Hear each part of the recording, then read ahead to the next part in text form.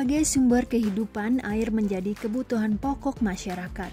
Air digunakan untuk irigasi lahan persawahan hingga sumber air baku. Namun, air permukaan justru bisa menimbulkan banyak masalah bagi kehidupan apabila tidak dikelola dengan baik. Pertumbuhan jumlah penduduk, perubahan tata guna lahan, percepatan pembangunan infrastruktur, hingga perubahan iklim ekstrim menjadi tantangan besar dalam pengelolaan sumber daya air. Jika abai, malah bisa mengakibatkan banjir, mendatangkan kekeringan, dan menimbulkan pencemaran air.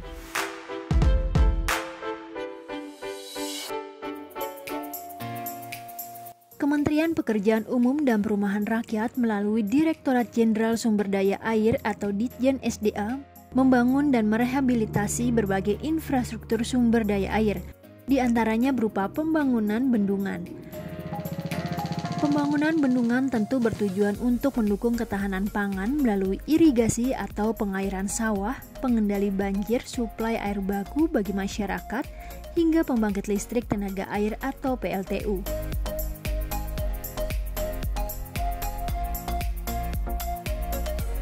Bendungan Rotiklot terletak di Desa Fatuketi, Kecamatan Kalukuk Mesak, Kabupaten Belu, Nusa Tenggara Timur. Bendungan ini menjadi salah satu proyek strategis nasional pemerintahan Joko Widodo. Sejak 2015, Kementerian PUPR membangun bendungan ini.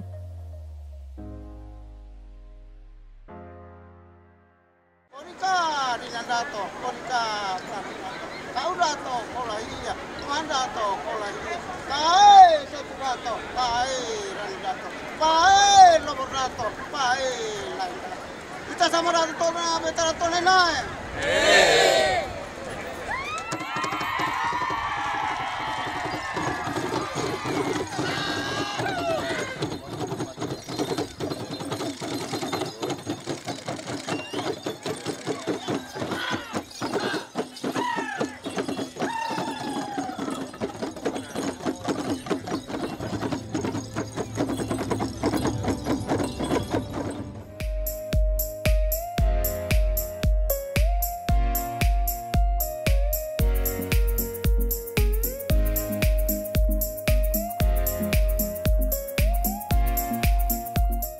Saat meresmikan Bendungan Rotiklot pada 20 Mei 2019 silam, Presiden Joko Widodo meyakini bendungan ini akan menjadi sumber kemakmuran bagi masyarakat Kabupaten Belu, Nusa Tenggara Timur.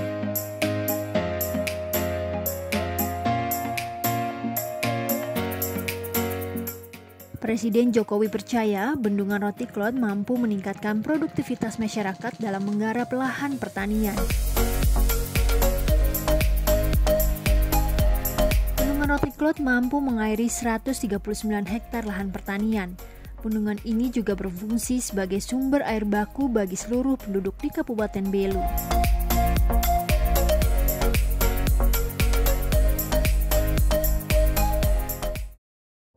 Di NTT ini menuju ke sebuah kemakmuran, menuju sebuah kesejahteraan, tanpa ada yang namanya air, lupakan. Kuncinya hanya satu di sini, air. Oleh sebab itu di provinsi yang lain hanya dibangun satu bendungan, kadang enggak juga dibangun. Di sini 7 waduk, 7 bendungan di NTT.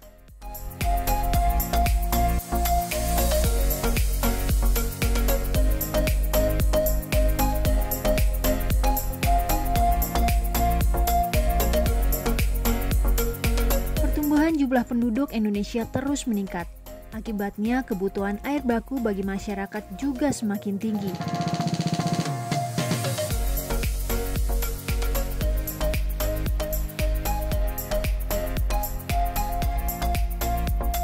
Untuk itulah, pemerintah terus menggeber pembangunan bendungan di banyak wilayah di tanah air. Pembangunan bendungan ini bertujuan mendukung ketahanan air dan kedaulatan pangan Indonesia.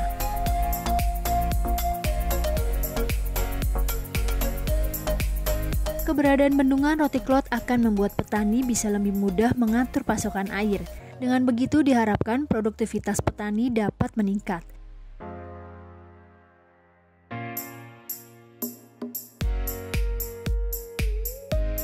Selain petani, kini masyarakat di Kabupaten Belu pun lebih mudah mendapatkan air baku untuk kebutuhan sehari-hari.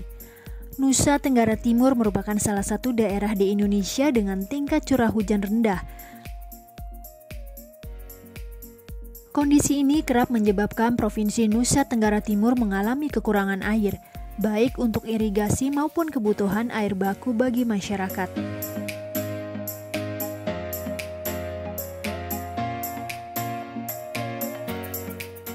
Bendungan ini baik untuk kami masyarakat Fatuketi untuk tahun 5 atau 6 tahun yang akan datang ini. Jadi untuk bisa kami bekerja 1 tahun bisa 2 kali atau ada lagi bisa 3 kali panen begitu. Kami masyarakat di Kabupaten Belu dengan adanya bendungan ini kami harap masalah yang paling utama yaitu air yang selalu jadi keluhan kami di Kabupaten Belu, karena tentu kami di sini dengan musim penghujan yang sedikit, curah hujan yang sangat sedikit, tentu dengan adanya bendungan Retiklot ini membawa sedikit kecerahan, membawa banyak berkat buat kami masyarakat di Kabupaten Belu.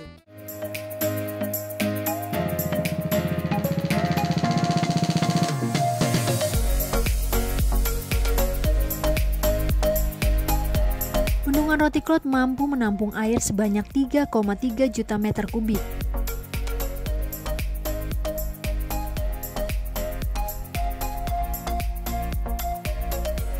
Bendungan ini sanggup menyediakan air baku sebesar 40 liter per detik. Selain itu, Bendungan Retiklot juga berfungsi sebagai pengendali banjir.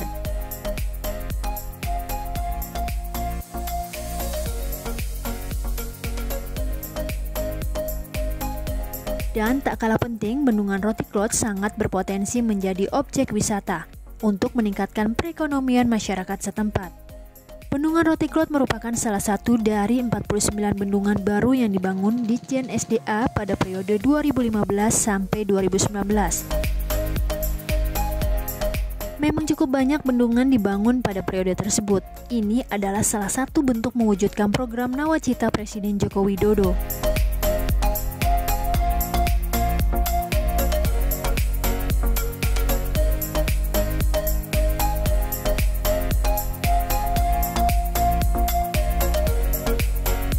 Pembangunan Bendungan Retiklot menghabiskan biaya sebesar 497 miliar rupiah.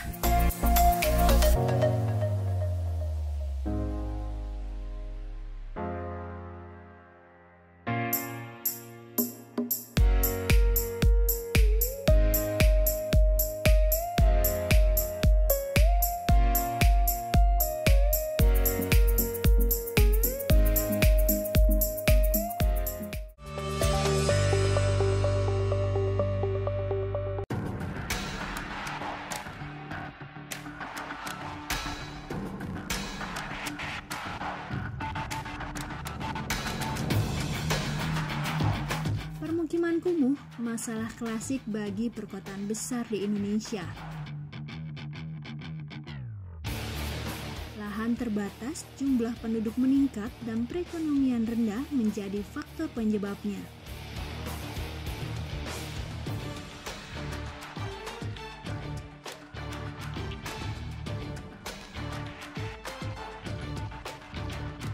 Masyarakat tak mampu berbenah meningkatkan taraf kualitas hidupnya. Jika hal ini dibiarkan, dapat menimbulkan dampak yang merugikan, adanya sumber penyakit hingga tata guna lahan yang tidak teratur.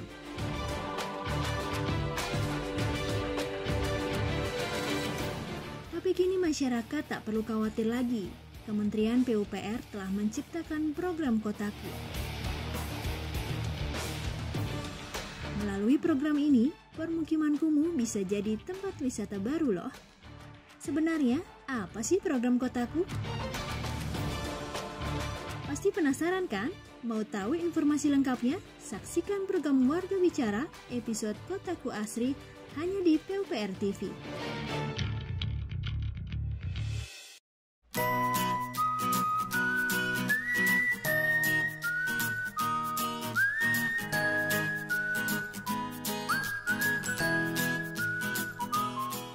Sudah pernah ke Labuan Bajo, Nusa Tenggara Timur? Labuan Bajo menjadi salah satu destinasi wisata super premium di Indonesia.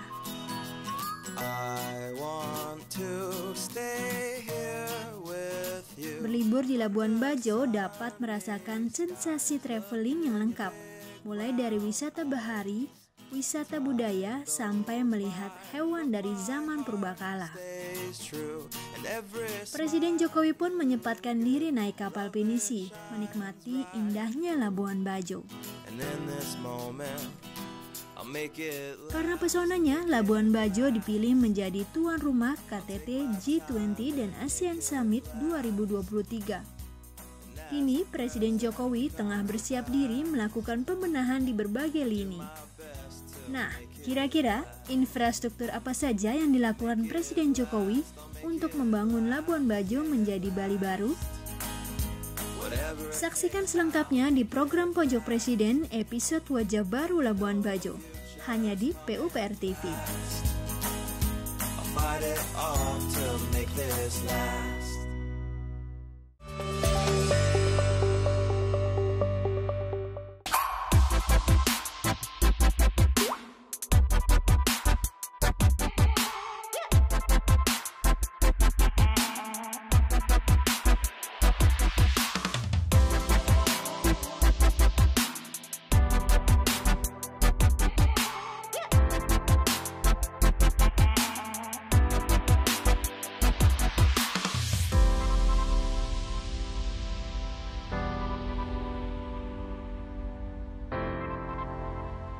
Masih di tahun 2019, pemerintah meresmikan bendungan Gondang di Sungai Garuda, Kecamatan Kerjo, Kabupaten Karanganyar, Jawa Tengah. Pembangunan bendungan yang dimulai sejak 2014 lalu ini sebagai upaya mendukung ketahanan pangan nasional sekaligus pengendali banjir di wilayah sekitar Karanganyar.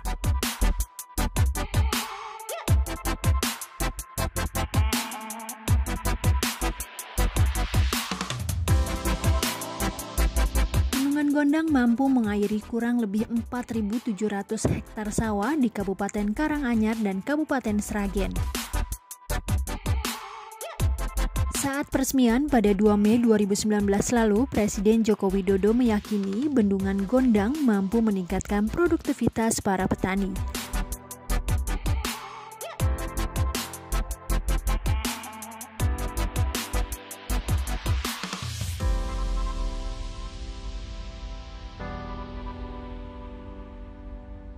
Bendungan Gondang membendung Sungai Garuda. Bendungan ini dapat mengalirkan air irigasi secara berkesinambungan. Kontinuitas suplai air irigasi ke sawah terus terjaga.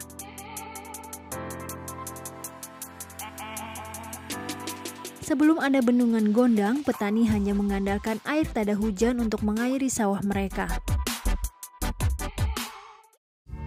Bendungan Gondang telah selesai dan nanti akan kita tutup saluran pengelaknya sehingga genangan air akan segera terkumpul di bendungan ini. Bendungan ini akan mengairi kurang lebih 4.680 hektar, baik sawah-sawah yang ada di Kabupaten Karanganyar maupun di Kabupaten Sragen.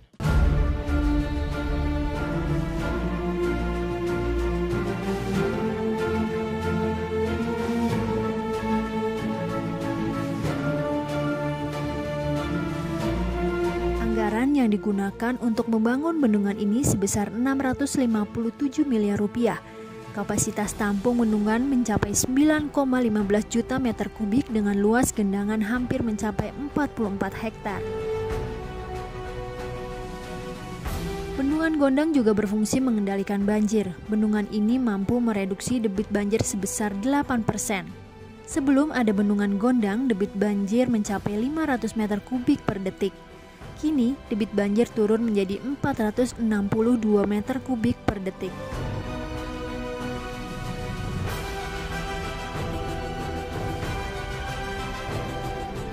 Kementerian PUPR menyerahkan pembangunan bendungan Gondang kepada PT Waskita Karya. Bendungan ini juga sanggup memasok kebutuhan air baku dengan kapasitas 200 liter per detik.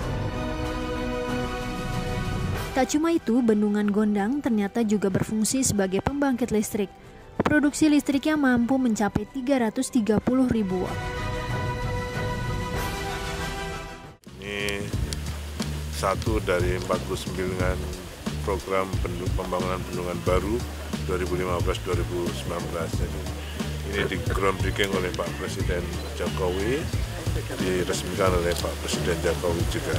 Ini cukup besar base flow-nya, sekitar 1,8 atau 2 meter kubik per detik. Jadi ini akan lebih cepat ngisinya. Jadi mudah-mudahan tahun ini juga sekitar September Oktober sudah bisa.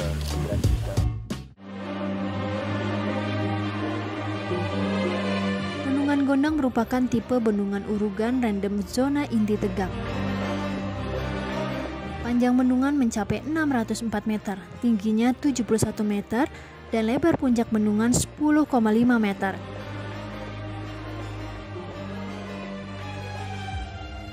Pada awal Februari 2020, proses pengisian air Bendungan Gondang telah mencapai 100% atau memenuhi kapasitas tampung 9,15 juta meter kubik.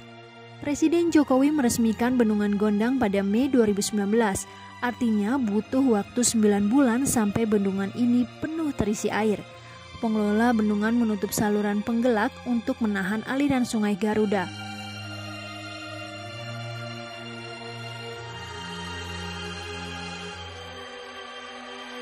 Bendungan ini nantinya juga berperan sebagai suplesi ke Bendungan Botok, Bendungan Gembong, serta Bendungan Brambang.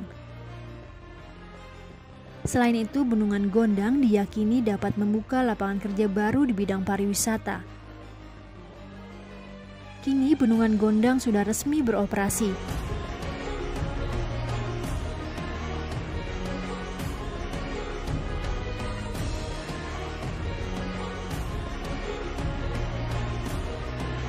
Masalah defisit air di daerah irigasi, kekeringan, dan gagal panen pun telah teratasi. Dengan begitu, ketahanan pangan di Kabupaten Karanganyar dan Sragen, Jawa Tengah dapat tetap terjaga.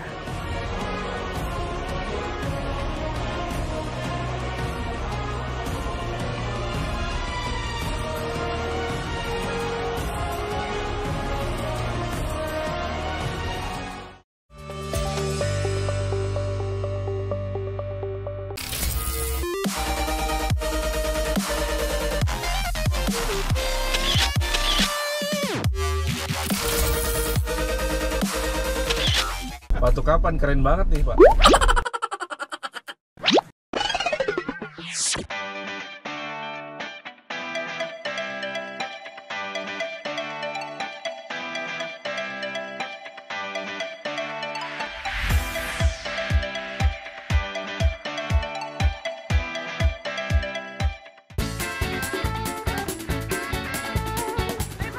Ayo, Mau kemana? macam mana itu dicari orang gila? Mau Ayo, bikin keretaku angkutan umum. Turun kau. ayo, cabut ya bang. Itu ada orang gila ngejar-ngejar aku. Macam mana ada orang gila di sini?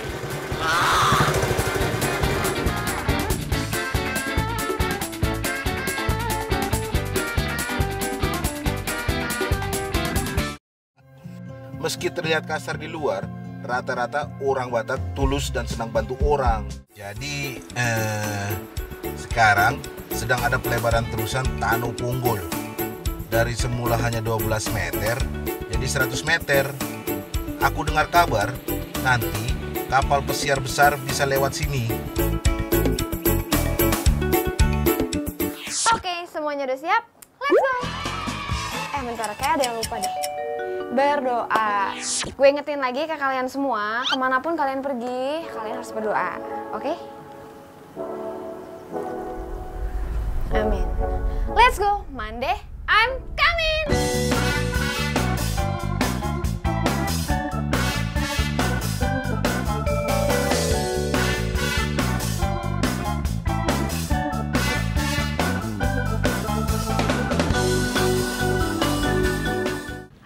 Udah sampai di Minangkabau akhirnya.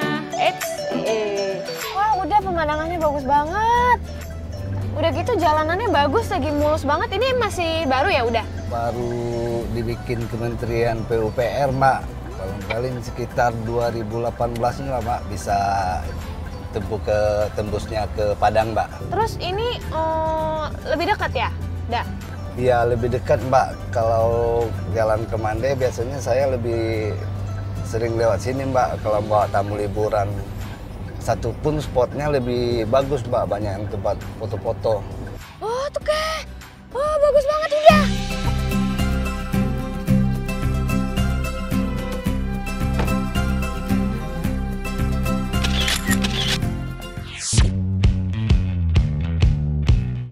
Banyak orang yang masih sinis nih ya, kenapa di Jawa doang yang dibikin tol, wilayah lain kok belum gitu, walau masih Jawa, Sumatera, sedangkan Kalimantan sebagian, Sulawesi. Sumatera itu enggak ada investasi swastanya, itu penugasan BUMN. Oke. Oh yang Utama Karya itu Pak? Iya, itu penugasan. Makanya ada dapat BUMN segala, modal pemerintah. Batu Kapan keren banget nih Pak. Kumisnya lebih panjang dari kayaknya kalah di kumisnya sama ini Pak.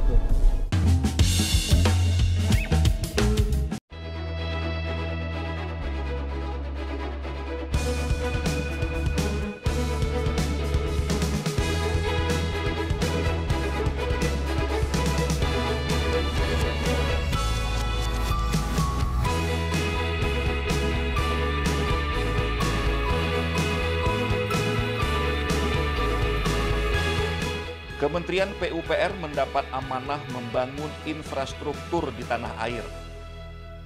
Sejumlah infrastruktur monumental berhasil dibangun kementerian ini. Menteri Basuki Hadi Mulyono harus kerja keras memastikan pembangunan infrastruktur berjalan lancar. Pak Bas sudah membuktikannya pada periode pertama menjadi Menteri PUPR. Maka tak salah jika Presiden Jokowi kembali menunjuk Pak Bas memimpin Kementerian PUPR. Apa saja infrastruktur monumental yang berhasil dibangun Pak Bas dan jajarannya? Saksikan program Pojok Menteri dalam episode 6 karya monumental Kementerian PUPR. Hanya di PUPR TV.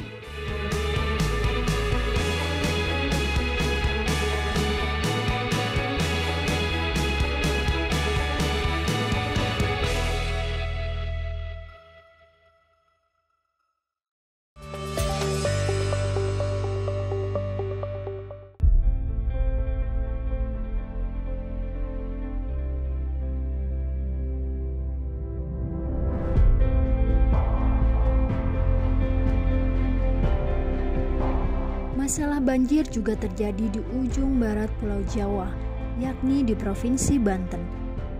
Luapan Sungai Ciujung dan Sungai Ciberang membuat daerah Lebak hingga Serang menjadi langganan banjir. Luapan sungai tersebut disebabkan oleh tingginya curah hujan, perubahan tata guna lahan, sedimentasi hingga pasang air laut.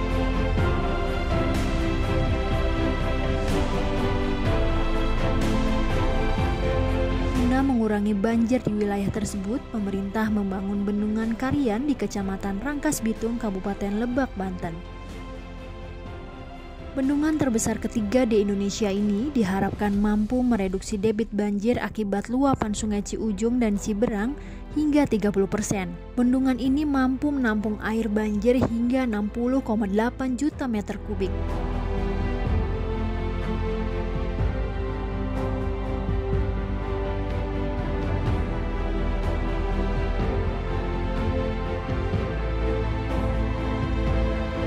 Selain untuk mengurangi dampak banjir, Bendungan Karian juga bermanfaat untuk konservasi air, penyediaan air baku, irigasi, PLTA, hingga kemungkinan dikembangkan menjadi tempat wisata. Bendungan multifungsi ini memiliki kapasitas tampung air sebesar 314 juta meter kubik. Jumlah air sebanyak itu dapat dimanfaatkan untuk meningkatkan irigasi lahan pertanian seluas 22.000 hektar di Provinsi Banten.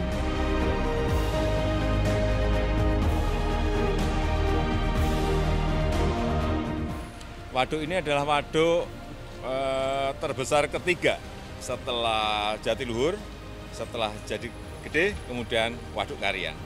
Ini bisa menampung 314 juta kubik air yang ini dibendung dari Sungai Ciujung, Sungai Ciherang, dan kita harapkan nanti dengan waduk ini bisa mengairi lahan kurang lebih 22.000 hektar di Provinsi Banten.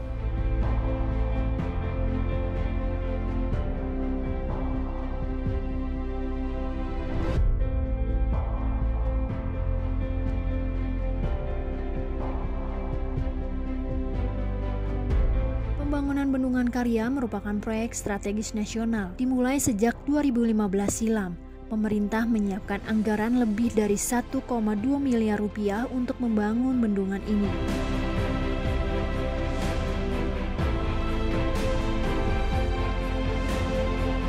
Pemerintah Indonesia mempercayakan pembangunan fisik Bendungan Karian kepada konsorsium perusahaan asal Korea Selatan, PT Daelim Industrial, PT Wijaya Karya, dan PT Waskita Karya.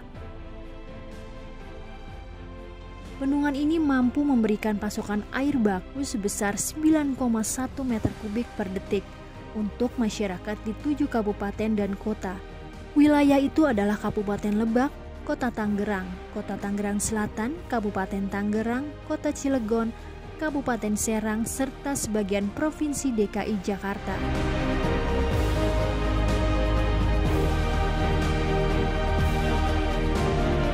Karian juga dapat menghasilkan listrik sebesar 1,8 MW melalui pembangkit listrik tenaga mini hidro atau PLTMH.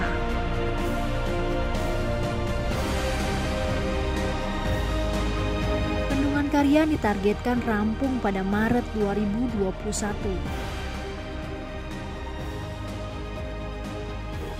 Namun sebelum bendungan ini beroperasi, masyarakat sudah merasakan dampaknya. Pada awal 2020 lalu, banjir hebat melanda kawasan Jabodetabek. Tapi Bendungan Karian rupanya mampu mengurangi dampak lebih besar akibat banjir tersebut. Tingginya debit air Sungai Ciberang sanggup ditahan oleh Bendungan Karian.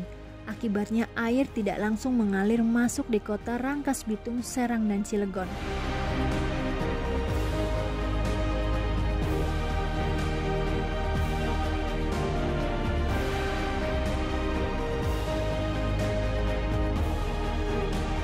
Pembangunan bendungan menjadi salah satu proyek strategis nasional pemerintah dalam menciptakan ketahanan pangan serta pengendali banjir. Dengan membangun 49 bendungan, pemerintah meyakini mampu menciptakan kesejahteraan bagi rakyat Indonesia.